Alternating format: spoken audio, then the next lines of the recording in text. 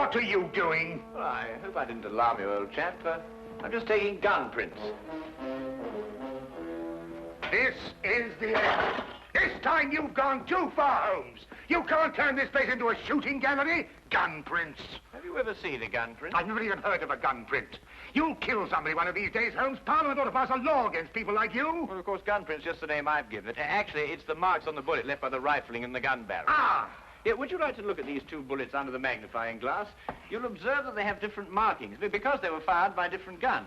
I'm not interested, not in the least interested. The police will be here in a minute. But you should be interested, Watson. You're interested in saving lives, aren't you? Of course, but... Well, look, this very little experiment may very well save a life someday. How can firing bullets from here into... Wait a minute. Take the case of a man who is accused of murder. I'd rather not. The prosecution claimed that the bullets were fired from his gun. They probably were. The man was guilty. I can see it all. Yes, but if it can be proved that it was impossible by the markings, then an innocent man's life could be saved. That's all very well and good, Holmes, but this flat is not the place to conduct these sort of experiments. How would you like it if I started to practice my surgery in the bathtub or on the kitchen table? Could you manage it in the bathtub, do you think? No, I give up. And now, if you're not keeping this appalling smell for experimental purposes, I will, with your permission, open the door. Holmes, I told you. I knew you'd gone too far. Now you have shot somebody. Well, if I have, I shall have to certainly correct those guns for drift. That's fantastic. He seems to have some breath in him still. No fault of yours if he has. Now, help me with him before somebody sees him. Really, firing off revolvers, brewing poison, frightening people. It's more than a man can stand, Holmes. Really, more than a man can stand. Am I wounded badly, please? I'm a poor man. I can't afford a hospital. No. You'll be all right in a minute. You've just fainted from something. Something, you say? Didn't you hear what happened? I was outside, about to knock at your door, when suddenly I was attacked. Someone turned a revolver loose on me, bullets flying everywhere. I tried to fight back bravely, but there were too many of them, 6 or 7 at least, all firing guns. I'll get you a glass of brandy. Oh, thank you. You'd better call the police. They may try it again, whoever they are. Maniacs and foreigners, I'll be bound. No. You're quite safe now. Those shots came from my revolver and were fired into that wadding over there. You mean you were the one who... Yes, I was just carrying out a little experiment. I must apologize for any shock I may have given you. And no one is after me? And not to my knowledge, Mr. Wilson. Here, will you drink this, huh? Oh, thank you. You called me Mr. Wilson just now. How did you know that was my name? Well, it's on your collar. Very shrewd indeed, you're noticing my name like that. In fact, you've got exactly the kind of mind that could help me to unravel my mystery. That is, if you're willing to lend a poor man a hand. Oh, yes, I owe you at least that. What is the mystery? But perhaps you'll get a better idea of what it is if you read this first. Yeah, it's in the wanted column. Read it for yourself. Ah. To the Red-Headed League. On account of the bequest of the late Ezekiah Hopkins of Lebanon, Pennsylvania, USA, there is now another vacancy open which entitles a member of the League to a salary of £4 a week for purely nominal services. All red-headed men who are sound in... Apply in person on Monday at 11 o'clock to Duncan Ross at the offices of the League, 7 Pope's Court, Fleet Street. Apply in person on Monday at 11 o'clock to Duncan Ross at the offices of the League, 7 Pope's Court, Fleet Street. But what on earth does it mean, the Red-Headed League? It is a little off the beaten track, isn't it? I assure you, I felt the same way as you when I read it. A vacancy for what, I asked. I'm a dealer in second-hand merchandise, and I believe in giving value for value received. And it certainly struck me as odd that somebody was prepared to give £4 a week for nothing. But young Spaulding took a different view of it. Oh? Who is young Spaulding? Vincent Spaulding. He's my assistant, and I couldn't wish for a nicer young man. I see. Now, suppose you tell me the story as it happened, right from the beginning. From the beginning? Yes, of course. Well, it all started 2 months ago when that paper came out. I was in the shop at the time. I'm there practically the whole of my time. I'm a widower and I've got little else to do. When young Spaulding came back from lunch. Mr. Wilson, if you only knew how I wish that I had red hair like you. Huh? Don't believe it or not, here is another vacancy for the League of Red-Headed Men. A league of what? Red-Headed Men. Well, surely you've heard of them, haven't you? Oh, I'm afraid I don't get about as much as some of you young people do. Well, I should have thought everyone would have heard of the League of Red-Headed Men. Well, at least everyone who was eligible. Now, a man like you, if he were accepted, could make himself a nice little nest egg without hardly lifting a hand. Vincent, I've told you before, there's one thing you've got to learn in life. Nobody ever gets anything except by the sweat of his brow. Value receives value. What is this Red-Headed League? Take a look at this paper yourself. How I wish my hair would change color, really I do. What a nice little nest egg I'd make for myself. Well, this doesn't make sense to me. No? Will you see the name? Hezekiah Hopkins? Yes. Oh, he was an American millionaire. Very peculiar in his ways. He was red-headed himself and had great sympathy for all red-headed men. So, when he died, he left an enormous fortune in the hands of trustees to make life easier for all red-headed men. Oh, really? Yeah, red-headed men. Uh-huh. Oh, but I couldn't apply even if I wanted to. I've got the shop here to look after. Oh, that's the whole point. The work don't amount to anything. Absolutely nothing at all. It need not interfere with a man's other occupation. Well, even so, probably millions of men would apply for it. No, this is limited to Londoners and to grown men. You see, this American started off from London and I suppose wanted to do the old town a good turn. And then again, I hear it's no use applying unless your hair is a real fiery red. Huh. Do you think my hair is red enough? Oh, I've never seen any redder. I could use the money. There's all sorts of repairs I could do, and... Vincent, I'm going to investigate this league. Lock up the shop. You're coming with me. Yes, sir. You're right. It is fiery red, isn't it?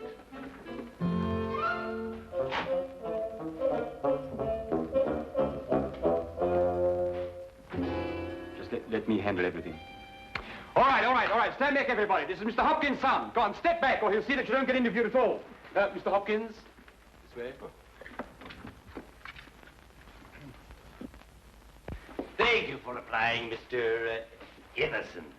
Your name will be kept on file, and in the event you are chosen to fill the vacancy, I'll get in touch with you immediately. Thank you, Mr. Ross. I do hope I win. My family and me could do with the money. We shall see what we shall see, Mr. Iverson. Thank you so much.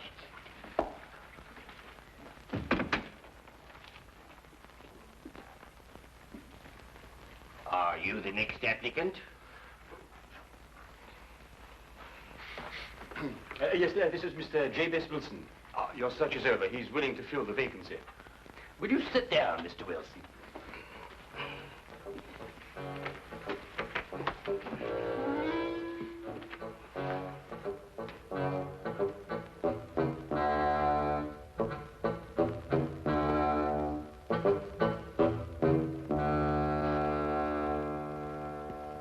I've never seen anything like it. I told you, Mr. Wilson. It's extraordinary, beyond belief. Congratulations. It would be an injustice to hesitate. Oh, I've got the position. You have. You will, however, excuse me for taking an obvious precaution. There are tears in your eyes. I perceive all is as it should be, but we have to be careful, for twice now we have been deceived by wigs, and once by paint. I'm sorry the vacancy has been filled, but thank you one and all for coming. Get on, John, no, come along. My name is Duncan Ross. I'm one of the trustees in charge of the fund left by your noble benefactor. When shall you be able to embark upon your new duties? Oh, well, almost any time, I suppose. Though I should mention that I have another business which will require some of my time. Oh, so long as you're free to be here between the hours of 10 to 2, there'll be no objections. Easy enough, Mr. Wilson. There's very little business during those hours, and what there is, well, I could take care of. Oh, thank you, Vincent. I appreciate that. And what is the work? Copying the encyclopedia. Oh, The Encyclopedia Britannica. You will provide your own pen, ink, and blotting paper, and copy it down word for word. Is that agreeable? well, yes. Our only demand is that you remain in the office, or at least in building, during working hours. If you leave, you forfeit your position forever. The will is very clear from that point. Well, it's only 4 hours a day. I shouldn't think of leaving. No excuse will avail, neither sickness, nor business, or anything else. Here you must stay or lose your billet. I quite understand. Then, goodbye, Mr. Wilson. And again, let me congratulate you. Oh, thank you, sir. Thank you. The Encyclopedia Britannica. Ah, you'll do a wonderful job of it, Mr. Wilson. I'm sure you will.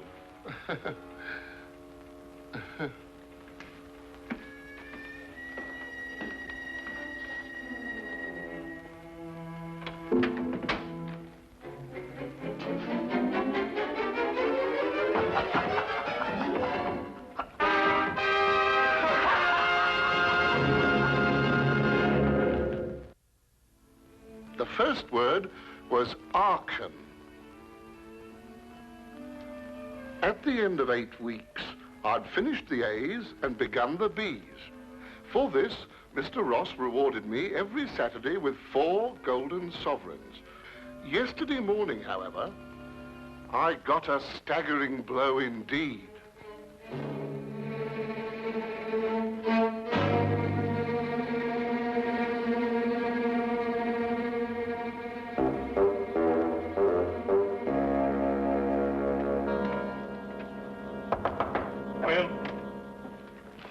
Mr. Milford? Yes, what can I do for you?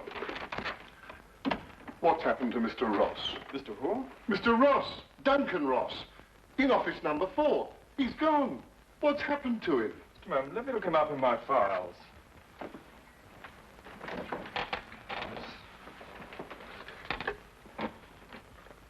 Are you a customer of this, Mr. Ross? I work for him. That is, I did up until this morning. What did you do? I copied the encyclopedia. You copied? The Encyclopedia Britannica. Wouldn't it have been cheaper buying another encyclopedia rather than going to all the trouble of copying it? You don't understand. That's the work the Red-Headed League required me to do. Look here, my good man. If this is a joke, I fail to see the humor. If it isn't, it's my duty to inform you that office number 4 was rented temporarily to William Morris, an accountant. I never heard of Duncan Ross, nor the Red-Headed League in all my life, and I'm certain they never existed. I got the home address of William Morris, but when I arrived there, it turned out to be a factory making ladies' unmentionables. No one had ever heard of William Morris or Duncan Ross. My word, you really were on a wild goose chase, weren't you? After that, I didn't know quite what to do. The whole experience was so embarrassing, I could hardly make myself tell it to Spaulding. Then, quite naturally, you thought of me. Oh, as I said before, I'm not a rich man. If I don't locate the League or find out what happened to them, I stand to lose £4 a week. You don't stand to lose anything, Mr. Wilson. You can't lose something you didn't possess in the first place. And the story is probably a pack of lies in any case. Holmes. And if it isn't, you've no reason to complain. You're £30 richer by your experience, not to mention the invaluable knowledge you've gained on every subject under the letter A. If I were you, Mr. Wilson, I'd be quite grateful and forget about the whole affair. Good day to you, sir. Well, I hardly expected this kind of treatment. If you should discover a corpse at your second-hand shop in an old cello case, you're perfectly welcome to return. In the meantime, I have an experiment to conclude. I'm going to find out if firing a gun in a house is illegal. If it is, you can rely on me to report you. Holmes, what on earth persuaded you to behave like that? Yes, it was rather unseemly behavior, wasn't it, Watson? Right. But absolutely necessary, I assure you. But why? Well, if I tell him I was willing to take on his case, he'd probably give me away to the wrong party. Why burden him with the necessity of having to keep a secret? Then you mean you're going to take the case? I wouldn't miss finding out about the Red-Headed League for all the tea in India. China, Holmes. Do you think it could be a prank, some sort of wild practical joke on Mr. Wilson? Well, at £4 a week for 8 weeks, the joke would be on someone else. It is a considerable sum, isn't it? The case, as I see it, breaks down into two whys. I think I know the first why, but the second why eludes me. Well, which is the why you know and which is the why you don't know? Well, why was the League formed? Now, that's obvious. To keep Wilson out of the shop for a certain number of hours a day. But why is the why that I want to know? Well, why is the why that you want to... I see. You mean somebody tried to get Wilson out of his shop in order to steal something from him? No. The case is too elaborate to justify stealing from so small a shop as Wilson's. No, the reason is bigger than that. Bigger than any of us might imagine. Now, you're not going to start shooting again, Holmes. No, but I'm going to take this with us. Us? Yes, you're interested in the case, aren't you? I'm a doctor, Holmes. Well, all the better if someone should get hurt. This started out to be such a peaceful morning, and an old friend of mine was coming from India, and we were going to spend the day together. And now look what you've talked us into, the Red-Headed League. Yes, exciting, isn't it?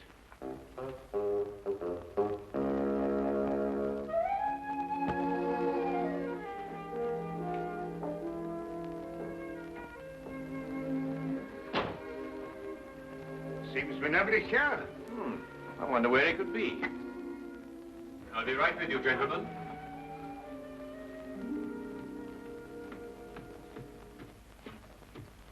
May I help? I'm sorry, I was occupied in the cellar. I hope I haven't kept you waiting. Not at all. My friend here is interested in making a purchase. Mm-hmm. Anything in particular? Anything, well, you never know what you might, oh, what's that? That? Yeah. That is a, oh, yes, this is fascinating. This is the, you know, it's the essential part of the structure of a wild boar trap. No, really? Yes. By Jove, a wild boar trap, eh? How very interesting. Now, and a very fine specimen as wild boar traps go. Yes, oh, indeed. yes, Yes. a very fine. Oh, indeed. Reminds me of my day.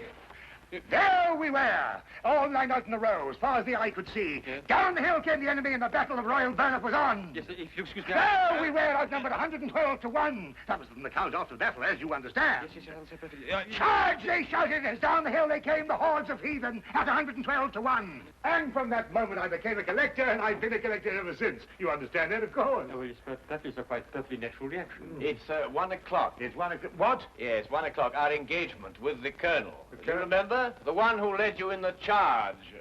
Oh, of course, yes. Well, I hope you'll keep that for me, will you? Well, there's been a fearful run on wild boar traps lately, but I'll do my best. Thank you, thank you. Thanks so much. Good afternoon. Well, what did you discover? The knees of Spaulding's trousers show considerable wear. What does that mean? That's a great deal. Let me have your stick for a minute. What are you doing? Well, no time to explain now, but a considerable crime is in contemplation. And since today is Saturday, we may have some difficulty in preventing it. What kind of a crime? A bank robbery. What? Shh, shh, shh. Meet me at the side entrance of the Westminster County Bank at 10 o'clock sharp. Yes, is that the bank that's going to be... Yes. At 10 o'clock sharp, remember? Yeah. The basement vaults of the Royal Westminster Bank, as you can see, they are impregnable.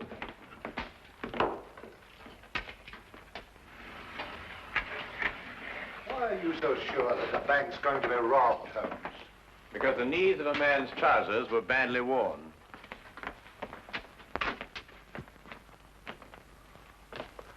I can't see how they can possibly get in here.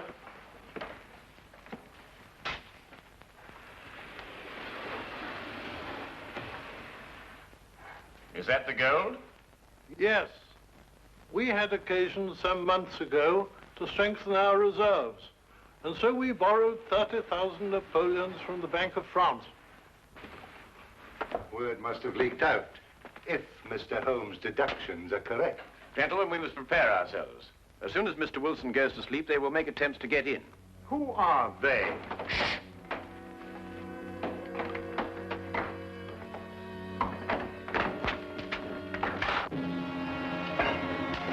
Get back.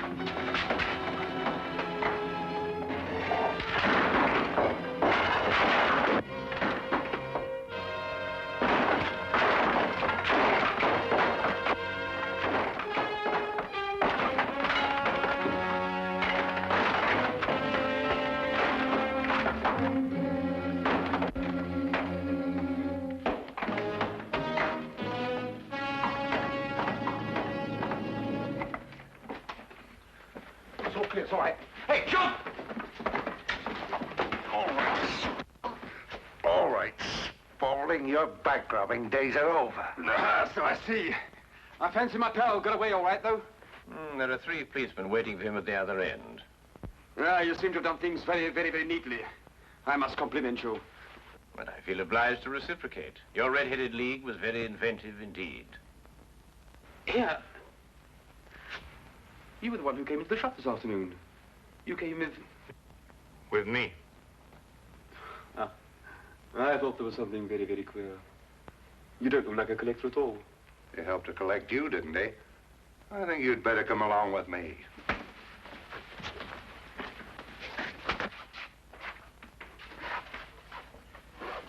I don't know how the bank can repay you, Mr. Holmes. I've been more than amply repaid, Mr. Merriweather, by having one of the most unique experiences of my career. However, there is one thing you could do for me. Name it. Well, it's... Anything, Mr. Holmes? I'm a regular depositor at your bank, Mr. Merriweather, and I should be eternally grateful if you could do something about your pens. I've yet to find one of them that worked. Come along, Watson.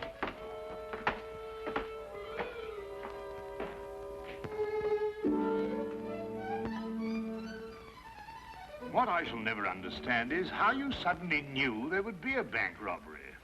Well, if you remember, when we visited the second-hand shop, Spaulding was in the cellar. I didn't pay much attention to it at the time, but later on I noticed that the knees of his trousers were badly worn, as if he'd spent some time kneeling, doing some sort of burrowing work. But burrowing where?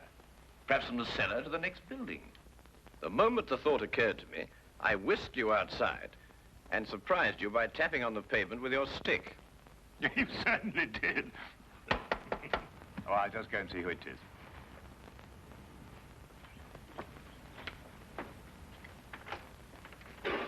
Hello, come on in, Inspector. How are Good evening, you? Dr. Watson.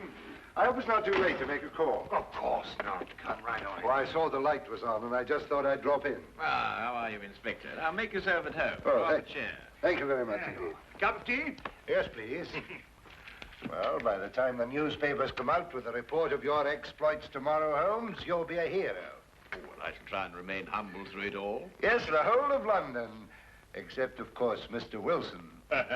Unless I miss my guess, he wants me still to arrest you. Arrest me? What for? Well, he didn't like the way you treated him last night, you know. And then, of course, he complains that...